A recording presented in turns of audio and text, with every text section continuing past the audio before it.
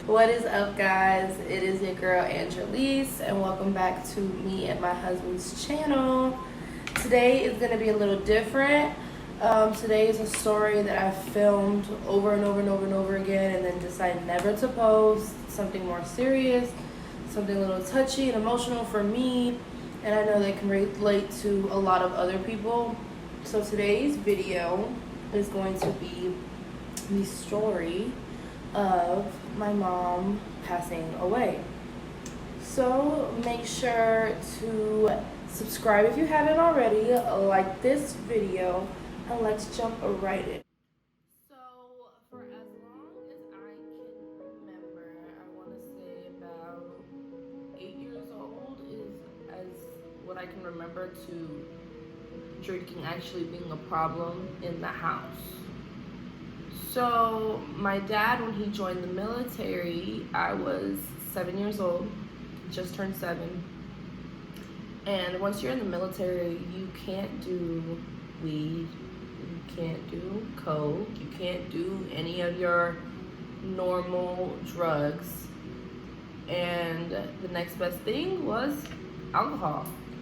So every weekend, my parents would have barbecue, cookouts, parties at our house, and everyone would be in the house drinking and turning up and having their best life. And me and my sister would literally just be chilling with everybody. We felt so cool, so badass that we're over here chilling with all these adults. And usually they tell you, like, it's adult time, go to your room, go chill, go hang out by yourself, go be with the kids. But for us, it was fun. We would play beer pong with the soldiers, and we would bartend for the soldiers, and drinking was like a normal thing in the house. And it sucks because my mom and dad tried to stop for a long time, tried to go to church, tried to do the right thing, tried to lead by example, and it didn't work out. They fell right back into drinking. It sucks because of the fact that my mom comes from a long line of alcoholics from both sides of her parents. My grandmother never drank. You would never see that lady pick up a drink ever in her life. But it just sucks that my mom couldn't be the same. Instead, she was picking up drinks by 11 o'clock in the morning, and she would be drunk within 2 hours. So we knew more of our intoxicated version of our mom than the sober version of our mom. And it sucked because me and my mom never had a close relationship. As much as I desired it, as much as I tried to work for it, I always wanted that mother-daughter bond where we can go get our nails done together and we can chit-chat together and kiki together and kick it up and live it up together, and we couldn't do that. And alcohol played a major, I think that was the biggest role that ruined our relationship. Because, mind you, I told you my mom would be already drunk by 12 o'clock in the afternoon. So, what? We're already at school. By the time we come home from school, she's already drunk. So, we never got the full effect of having a mom in the house, having a mom present. Granted, she would clean the house. She would work, she would do laundry, she would make sure food's on the table, she would do all her duties, but she wasn't present mentally. She was already far gone. She liked to say she just wanted to get a buzz. She's just buzzed. I'm still your mom, I'm still here, at least I still cook, I still clean, I still do this for you, I still do that, I still do that. She just find excuses.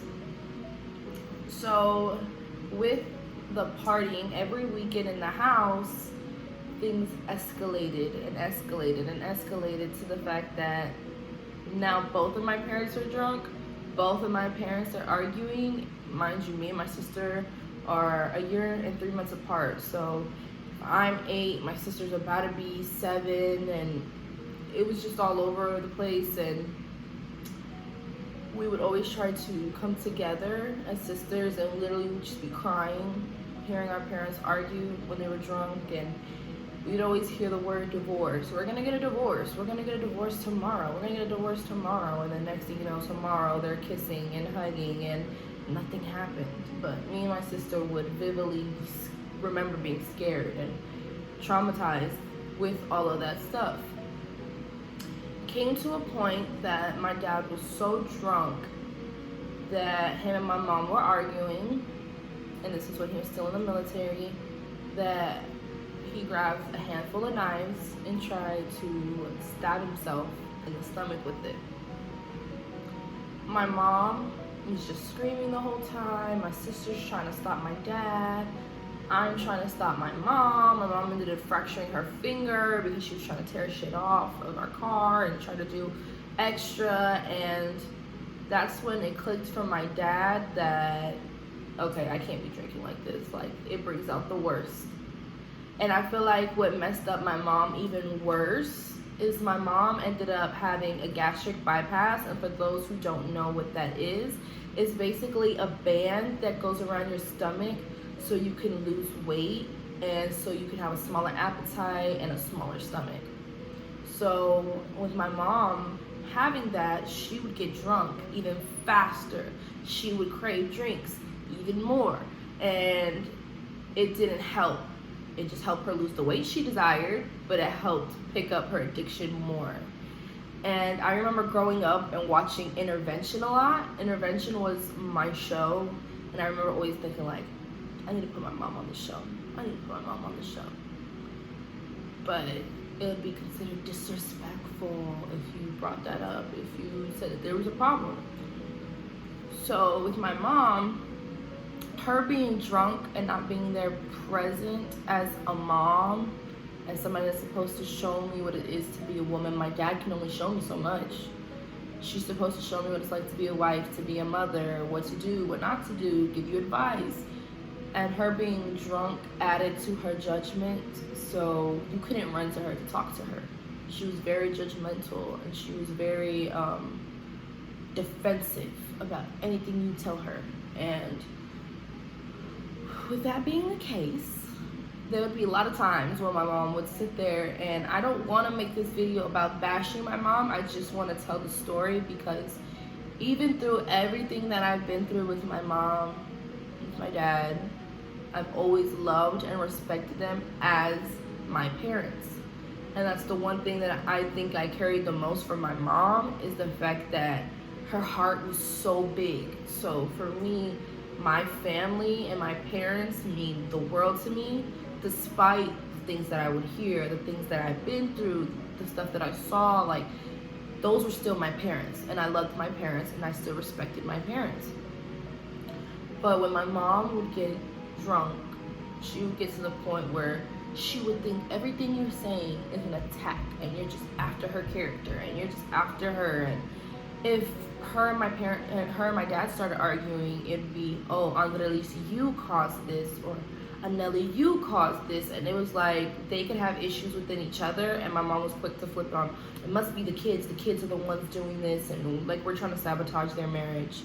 And it hurt because I loved my mom, and I would hear more of a, oh, you're a fat ass, you're a bitch, you're this, you're that, I should have aborted you, I should have done this, I should have done that, oh, go ahead, go kill yourself, be my guest, oh, you're cutting yourself, you're depressed, for what? You're in middle school, like, what are you going through? What's the worst thing you're going through? Oh, you need braces? Well, my teeth are worse. So it was like she always had to put herself on a pedestal, like, anything y'all complaining about, anything y'all been through, you're good. You haven't been through what I've been through. And my mom was a very private person. She didn't tell a lot of stories about growing up, her childhood, stuff that she'd been through. She kept herself really low key, really private about her past. But anytime it would get to the point where me and my mom are arguing, and even if I'd be talking to my mom, not even having an attitude, and I'm just trying to tell her my point of view, which I feel like a lot of parents in the older generations feel like kids don't have a say so. You're the kid, I'm the parent. You don't have an opinion, your opinion doesn't matter. And I feel like it becomes, oh, you're being disrespectful. Why are you talking back? Don't talk back. When I was just trying to tell my mom how I felt. Like, I literally told her, Mom, I want you to be there for me. I just want you to be my mom. I want you to have that mother-daughter relationship. And it would always turn into, oh, well, I got stomped out when I was little, or I went through this, so that's why I'm doing it. But that's not an excuse. You should see that, okay, I've been through this as a kid. I grew up with an alcoholic parent in the house, and I shouldn't do this. I don't want to put this onto my kids and break that generational curse and break that cycle. But she just wanted to continue it. So it would be for any little thing, an argument, for any little thing, I'm having an attitude for every little thing. It was on and on and on and on, and every single day in the house. You add an alcoholic mother and a father suffering PTSD, and you have a disaster in the house. It was terrible, and I feel like that has caused a lot of my anxiety, my PTSD, trauma, like so many triggers, and growing up in that house.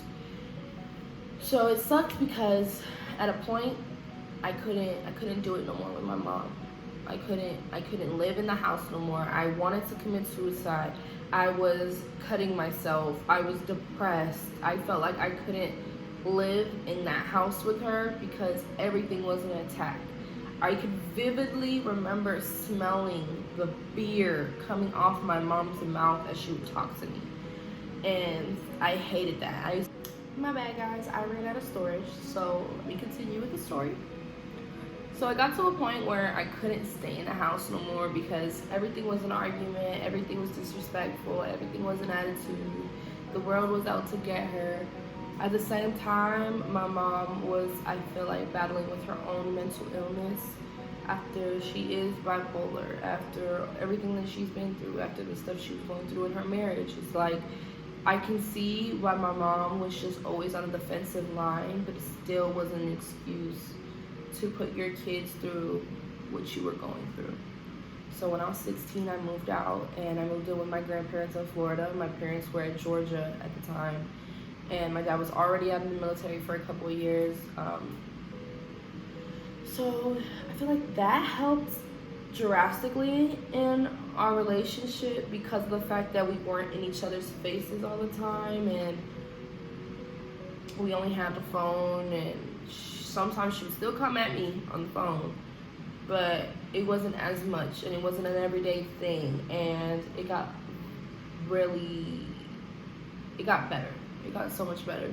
But it sucked because once I left, then my little sister started going through it with my mom, because back then it was mainly just out of me and my siblings, always me as the target. So once I left, it put my sister in that spot and made her a target. So that broke my heart after leaving, because I feel like I abandoned her, because it went from us always holding each other and being there through all the turmoil to that I just left her to save myself.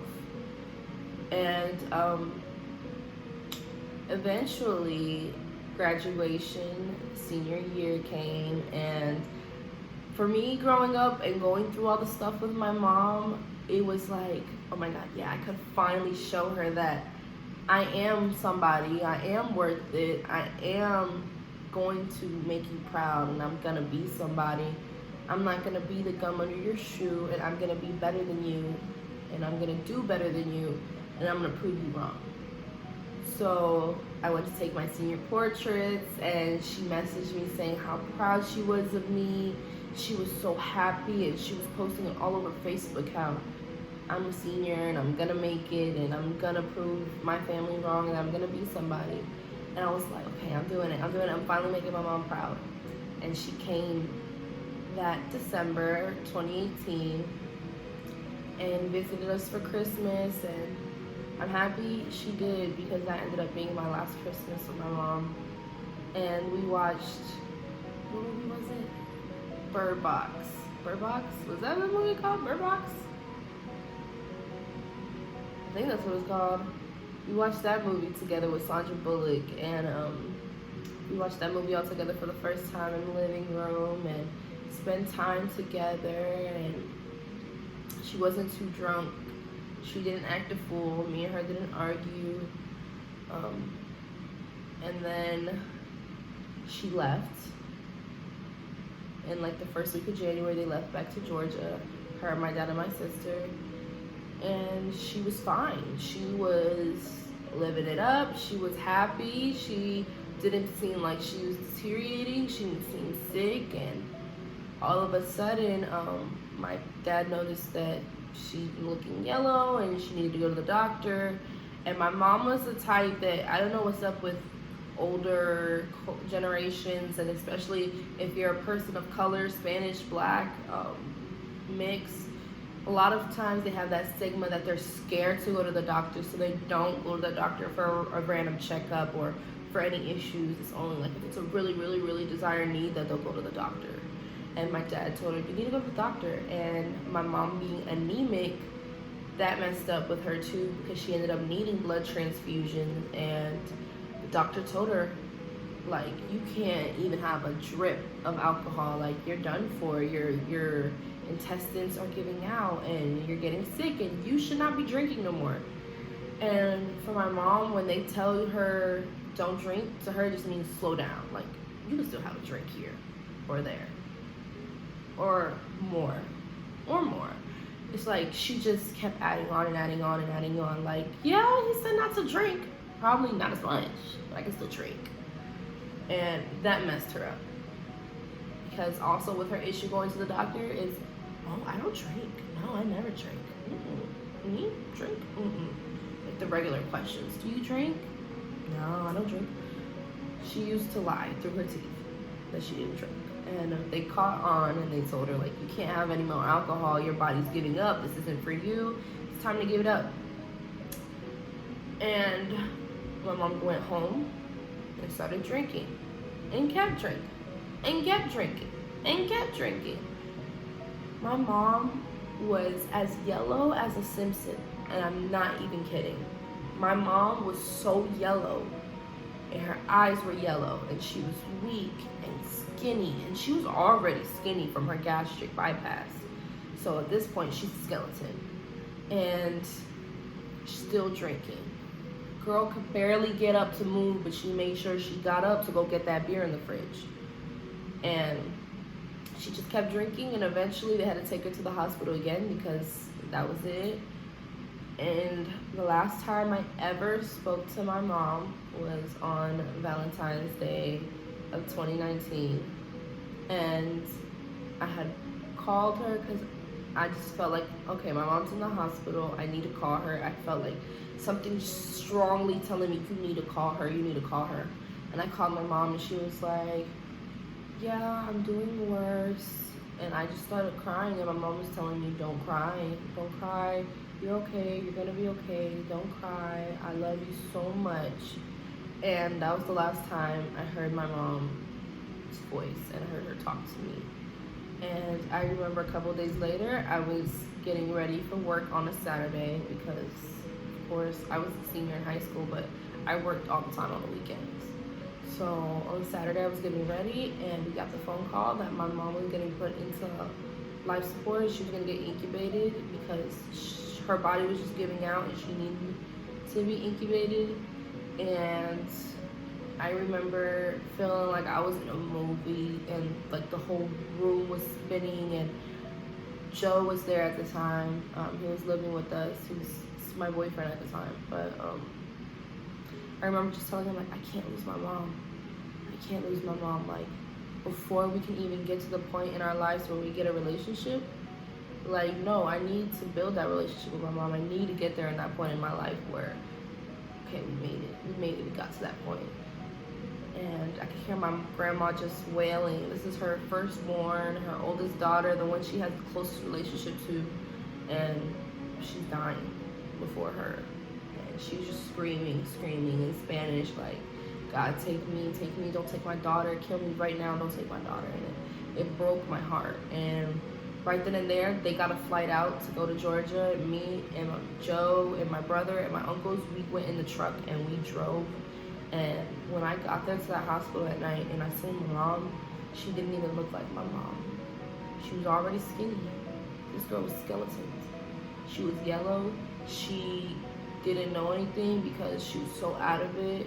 And her mind was already deteriorating that she didn't know where she was, who she's talking to. She was just moaning and groaning. So the next day we came to the hospital. Same thing, moaning and groaning. And I remember just bawling and talking to her by myself and telling her, like, you need to see me graduate. I need to make you proud. You got to see me graduate. Promise me. You're going to see me graduate. And of course, she wasn't all there. And then the next day, I thought she was going to do better because of the fact that her eyes were open. She can see everybody. You knew she was there mentally. Like right there, it was clicking. But she had a tube in her throat because she was so weak to breathe, and they wanted to make sure she could breathe. And I remember my mom said she didn't want to see her kids because she didn't want us to see her like that. And I remember walking in, and she wanted to cry. You can see like her brows going down and her eyes, like she wanted to cry, but there was no tears left. And we were just like, Mommy, there's no crying in baseball, because that was a saying that we grew up that my dad used to tell us, no crying in baseball, don't cry, there's no crying in baseball. And I remember looking at my mom, and she wanted to cry so bad, and my grandma was there, and it sucked because that didn't look like my mom.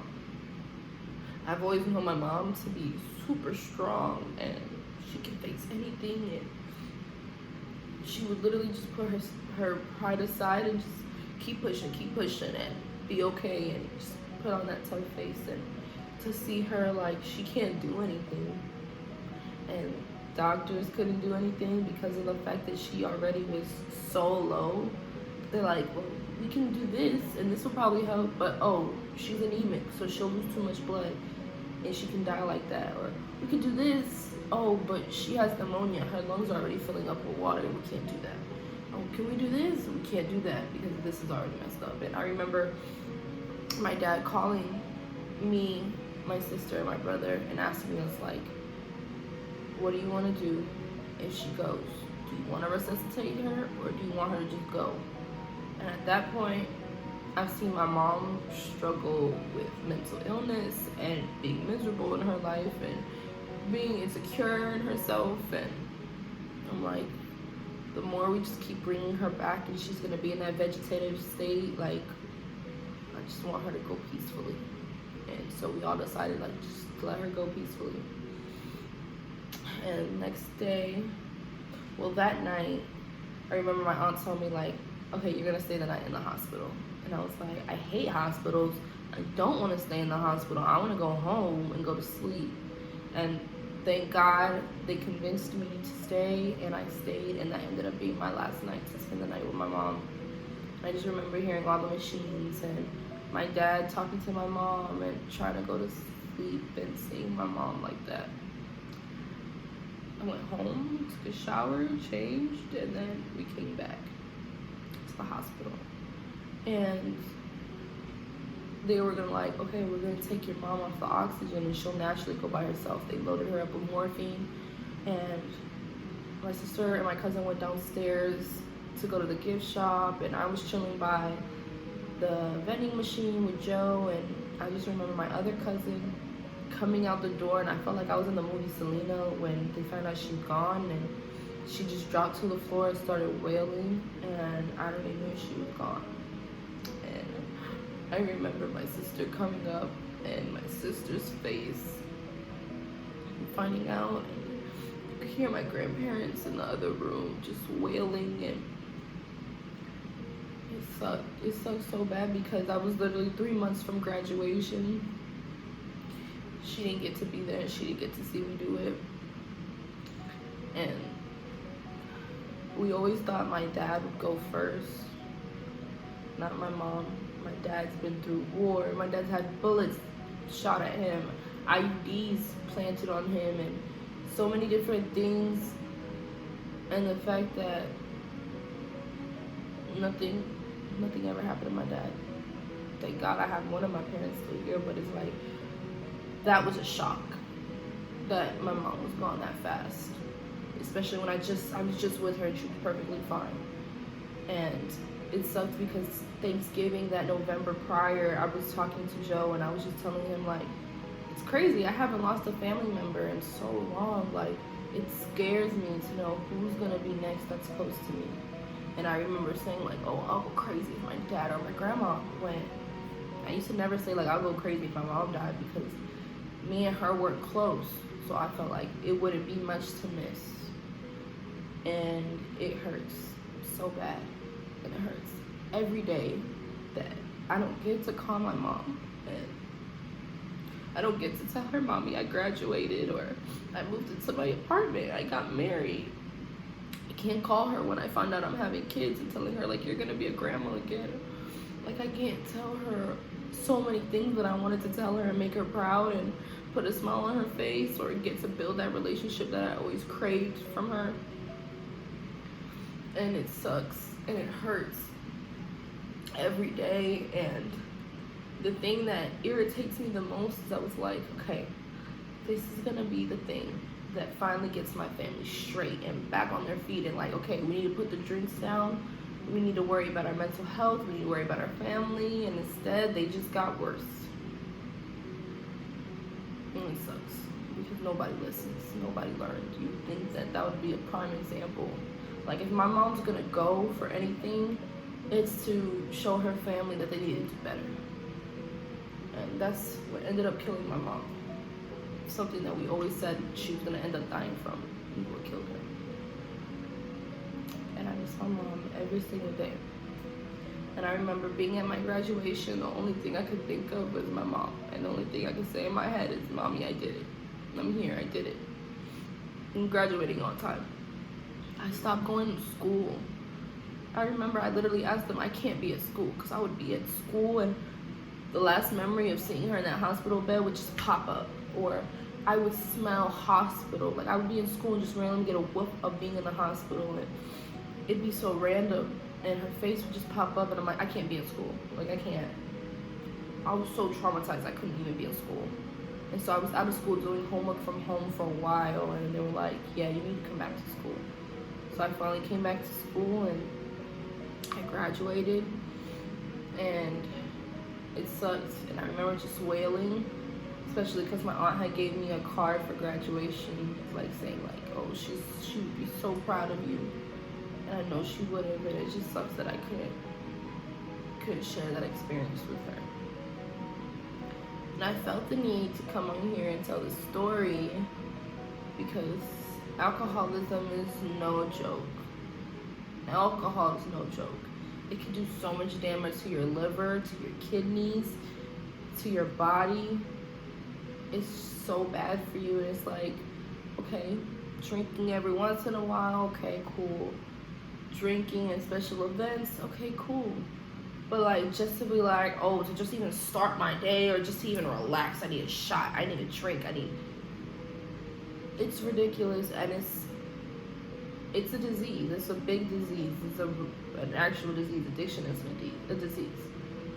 It's so hard to fight it off, and then you have stress and depression and different mental illnesses that add on to it that you just need a drink to chill.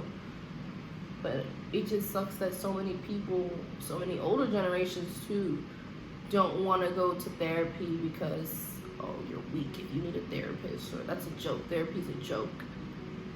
Get the help that you guys need.